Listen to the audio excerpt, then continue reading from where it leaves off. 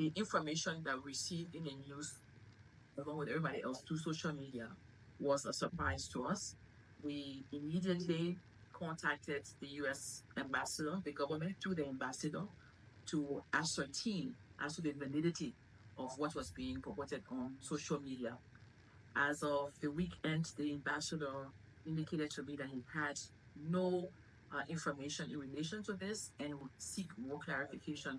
Subsequently, we issued a démarche to the US government that indicates that officially we have heard this from the reports from the New York Times that is been reported as a draft. We don't know if this is true or not, but should it be true, should it be valid, we then stipulated all the reasons why Liberia should not be on in relation to that.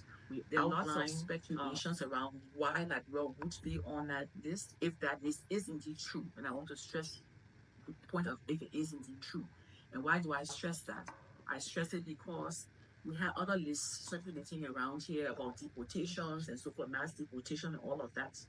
The Ministry of Foreign Affairs, under my leadership, we went to D.C. We went to Washington, D.C. I went with Assistant Minister Connor, who covers American affairs. We engaged with key people in the administration. We engaged our State Department, and today we did. We engaged with ICE through the embassy, and to date, that information cannot be validated. So I would just want to caution us not to see that news report as being an actual and start to run with the assumption of why. Well, we have not even validated it. However, we're not taking it lightly because we know the discussions happening where we are part of a yellow list. And because of that, we've issued a démarche and all the information to the U.S. Embassy to remind her of all the steps we've taken that would necessitate them to take us off that list. First of all, there is no list.